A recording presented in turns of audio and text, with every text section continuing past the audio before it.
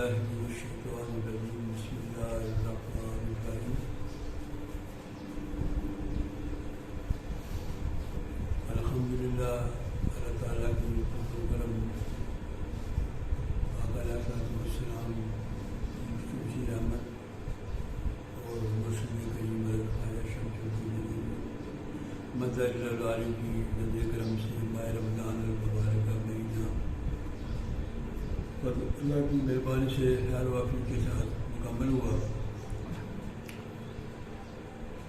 آج رمضان کے بعد پہلا جماعت المبارک ہے جس میں اجتماعی باقی مراقبہ کا دوبارہ سے آغاز کیا جا رہا ہے۔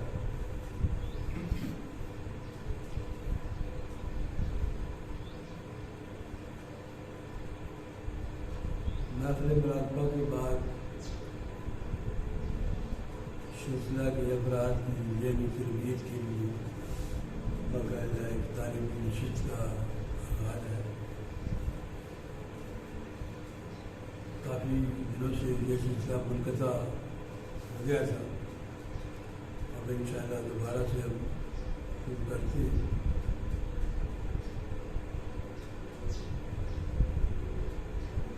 گزشتہ سے وابستہ لیکچر کو سامنے رکھتے ہوئے بات آگے بڑھاتے ہیں۔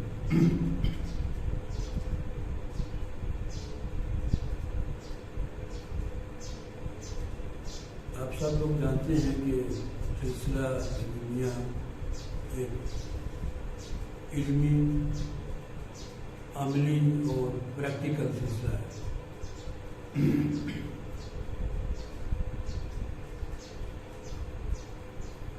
اس سلسلہ میں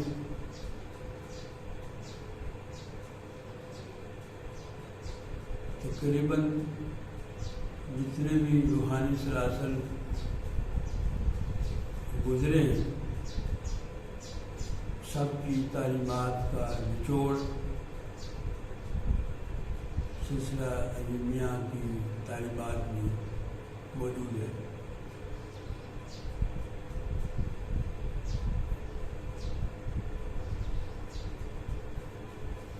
روحانیت میں ایک اصطلاح استعمال ہوتی ہے جس کا نام استغنا ہے۔ استغنا کی پریکٹس تقریباً ہر ہی سلسلے میں کروائی جاتی ہے۔ یہ ایک مشق ہے، اس کا تعلق نہ تو کسی وظیفے کے ساتھ ہے نہ ہی کسی اور عبادت کے ساتھ ہے۔ اس کا تعلق براہ راست انسان کے لاشعور کے ساتھ ہے کہ انسان کسی طرح اپنے شعور کو قائم رکھتے ہوئے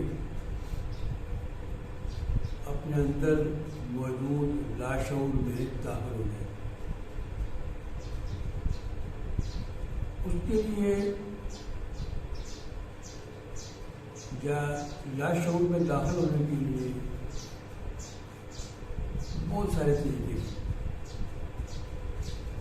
لیکن ان سب طریقوں میں جو سب سے اہم اور بنیادی طریقہ ہے وہ استغنا کی مشق ہے۔ یہ مشق انبیاء نے بھی کی ہے، ان کے بعد اولیاء اللہ نے بھی کی ہے، اور آگے ان کے جو شاگرد ہیں وہ بھی اپنے پیر و مرشد کی اجازت سے اس کو کرتے ہیں۔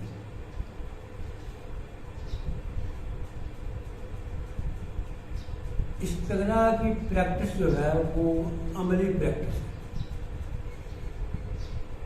اس میں براہ راست انسان کے ذہن کا عمل لگا ہے۔ اب آپ دیکھیں کہ روٹین میں ہمارا جو ذہن ہے وہ دنیا میں انوالو ہوتا ہے، تقریباً 97-88%، اور 2% ہمارا جو ذہن ہے وہ اللہ کی طرف جاتا ہے یا جو مذہبی معاملات ہیں ان کی طرف جاتا ہے۔ جبکہ ہونا یہ چاہیے کہ ہمارا ذہن دنیا میں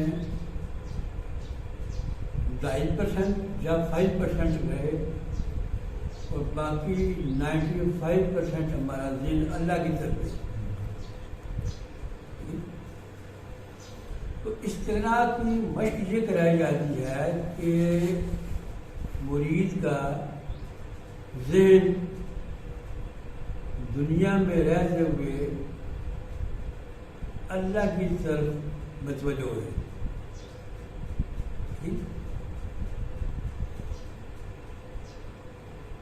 اس کو ذہن کو متوجہ رکھنے کے لیے ہر سلسلے میں ایک طریقہ کار ہے. مثلاً عظیم سلسلے میں یا حیوم یا قیوم کا ورد کرایا جاتا ہے. یا حیوم یا قیوم کے ورد سے یہ ہوتا ہے کہ بندہ سارے دنیائی معاملات میں رہتے ہوئے مشق کرتا ہے اللہ تعالیٰ کی طرف متوجہ رہنے کو.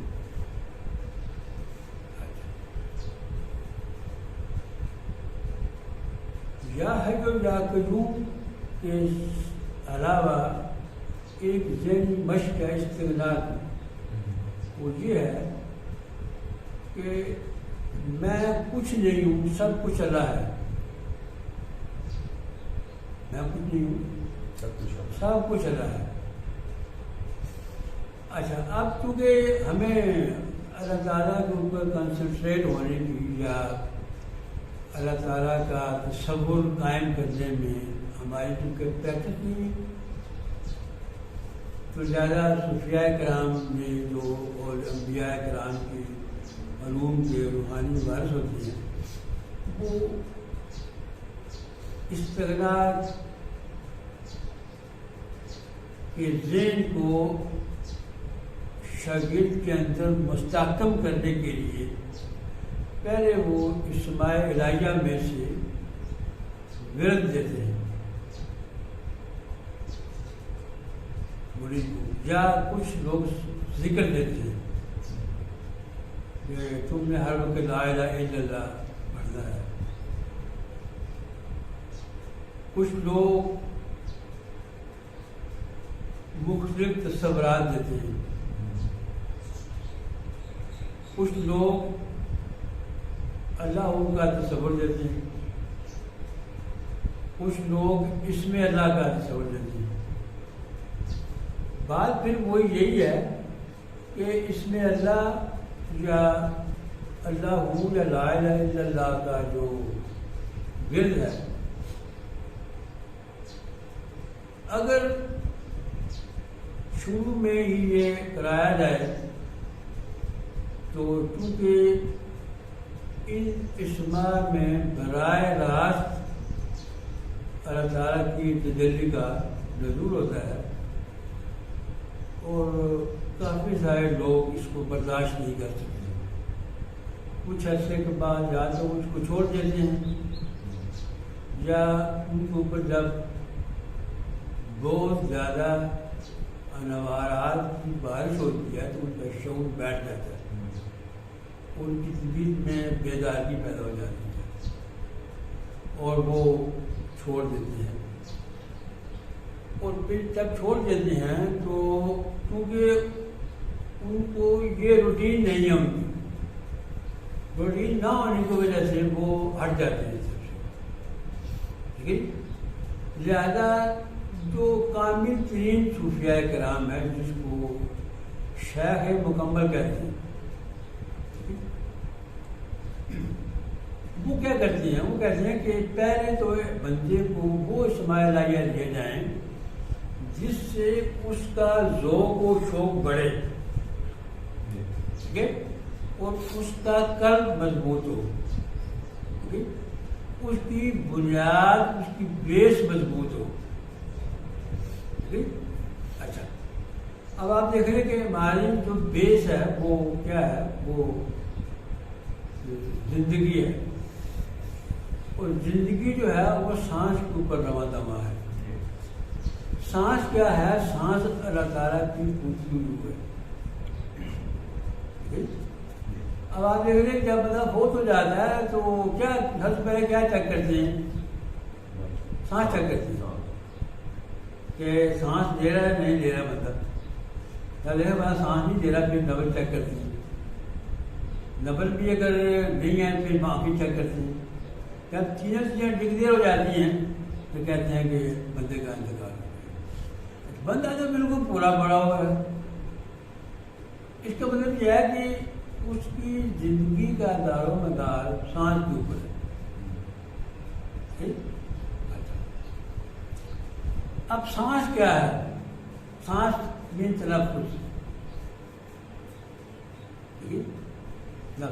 سانس بن تنفس، سانس کا آنا جانا ہی زندگی ہے، سانس کا نزول ظاہری زندگی ہے، اور سانس کا صعود باطنی زندگی ہے، یعنی کہ آدمی بجا کا وقت ظاہر میں اور غیب میں رد و بدل ہو رہا ہے، کیونکہ عام انسان کو اس کا پتہ نہیں ہوتا، لہٰذا وہ اس طرح میں توجہ نہیں ہوتا۔ جب روحانی لوگ سیکھنے کے لیے کوئی مرید اپنے دونوں مرشد کے یہاں ظاہر ہوتا ہے تو وہ اپنے طریقے کے مطابق اس کو اسباب دیتا ہے۔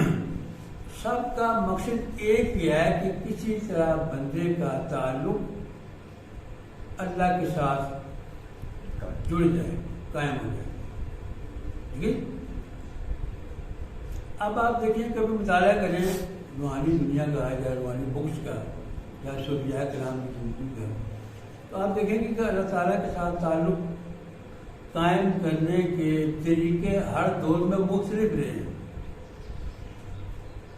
اب آپ دیکھ رہے ہیں کہ ایسا ہمارے روحانی سلسلہ جنیہ میں مراقبہ ہے، تو پیچھے آپ چلے جائیں تو دور دور مراقبے کا آپ کو کوئی تصور نہیں ملے گا، یہ وہ پتہ چلے گا کہ فلاں بزرگ مراقبے میں تھے، لیکن کبھی ایسا نہیں پتا کہ فلاں بزرگ نے اپنے بندوں کو مریضوں کو مراقبہ کروایا، ملتا نہیں، ٹھیک ہے؟ جبکہ یہ بنیادی کنجی ہے روحانیت میں داخل ہونے کی، دوبارہ کو لے کی۔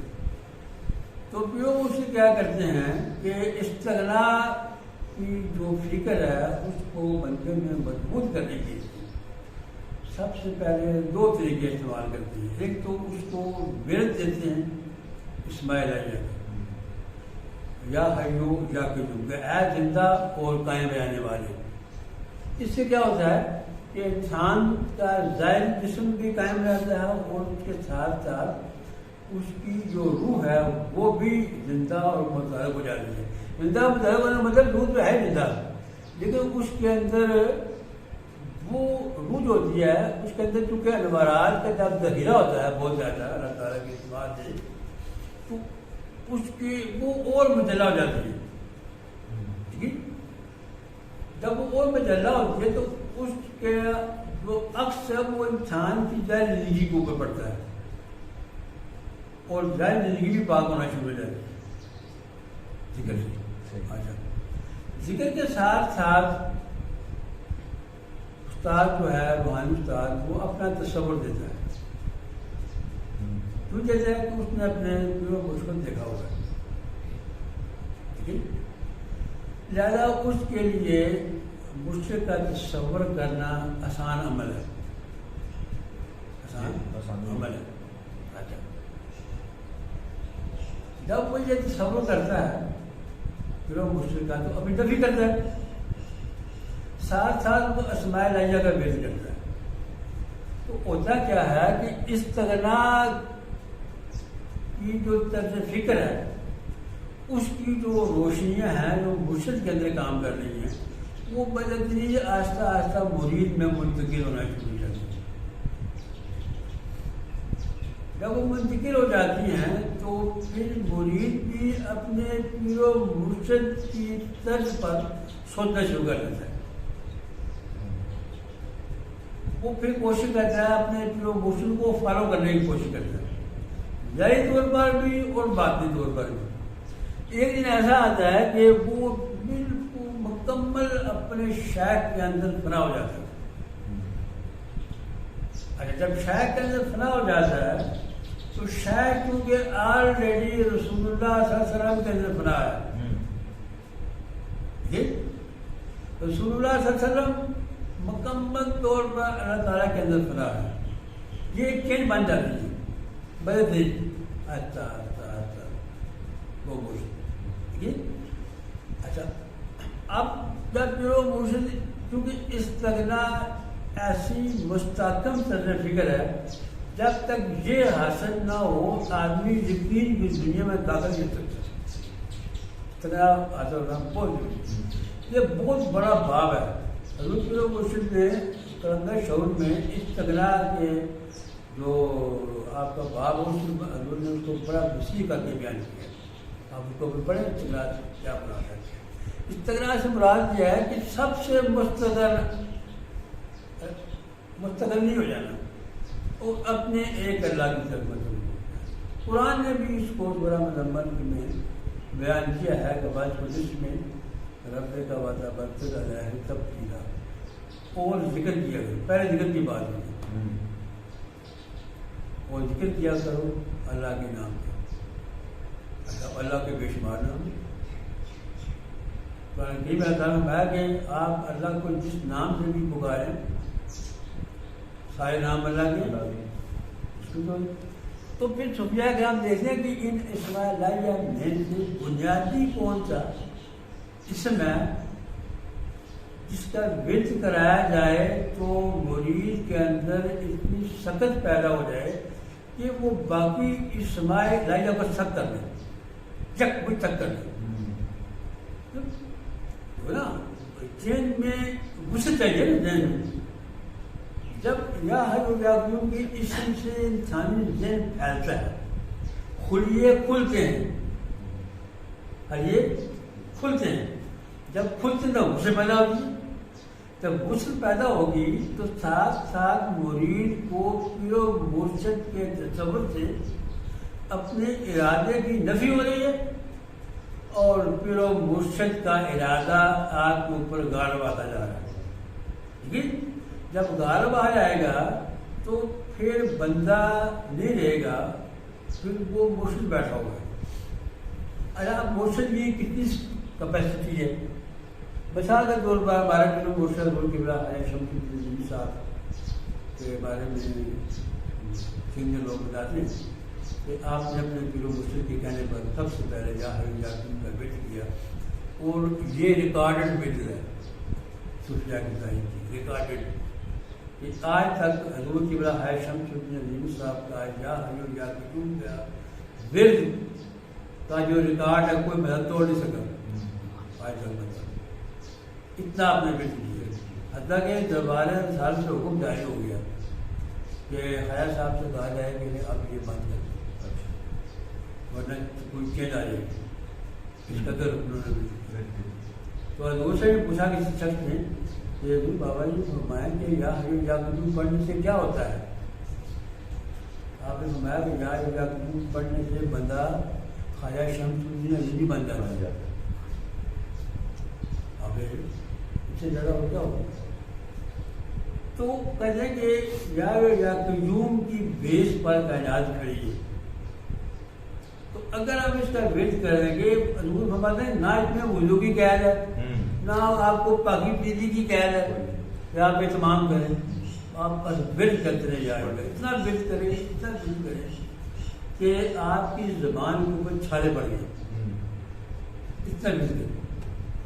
کیوں کریں گے ہمارے دن بیس بنے گی استغنا کی یا پڑھنے.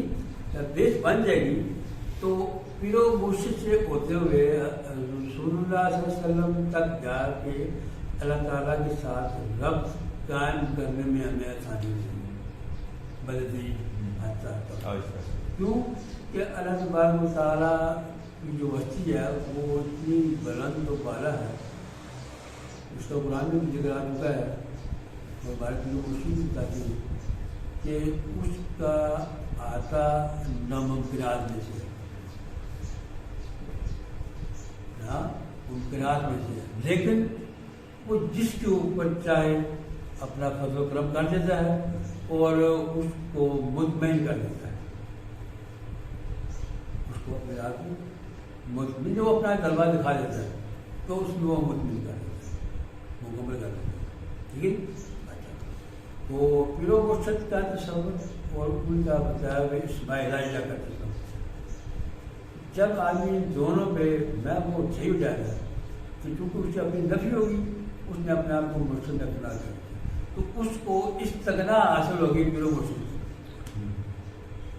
ٹھیک ہے؟ پھر جن آگے اسباب ملتے جاتے ہیں، آدمی کی نفی ہوتی چلی جاتی ہے، نفی ہوتی چلی جاتی ہے.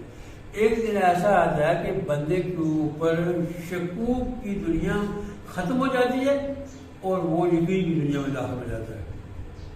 ٹھیک ہے؟ جب وہ یقین کی دنیا میں داخل ہو جاتا ہے تو یقین کا دوسرا نام ہی اللہ ہے. یقین میں ایسا وہاں ملتا جب یقین حاصل ہو جاتا ہے اللہ تعالیٰ کا تو پھر اور کسی چیز کی عادت کی جاتی ہے. لا الہ، کوئی الہ نہیں سوائے اللہ کے.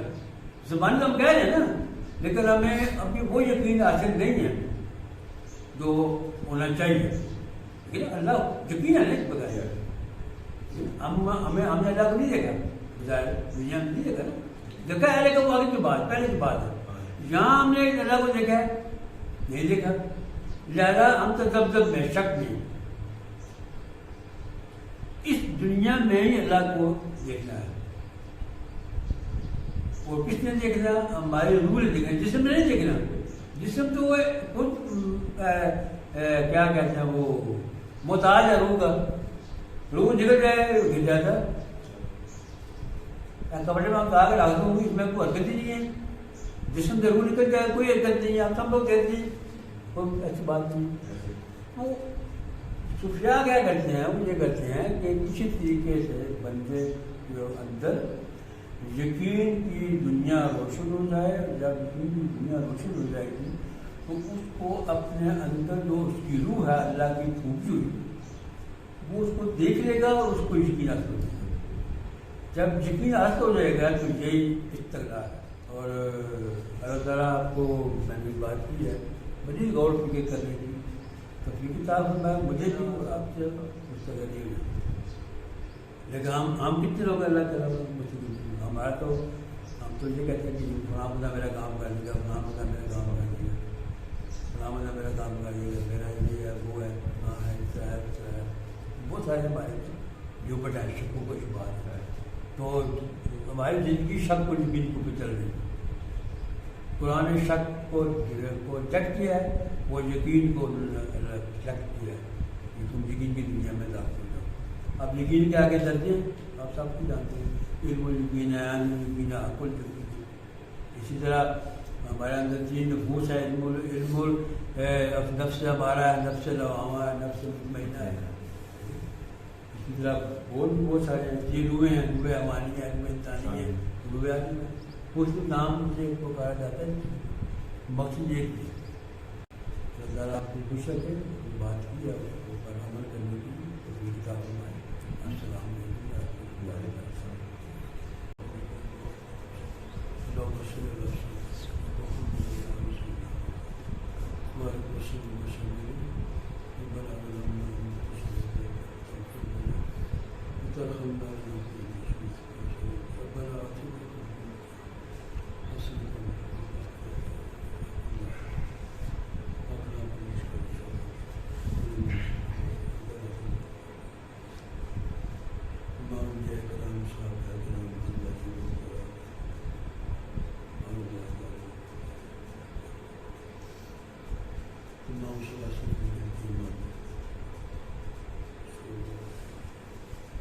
Thank you.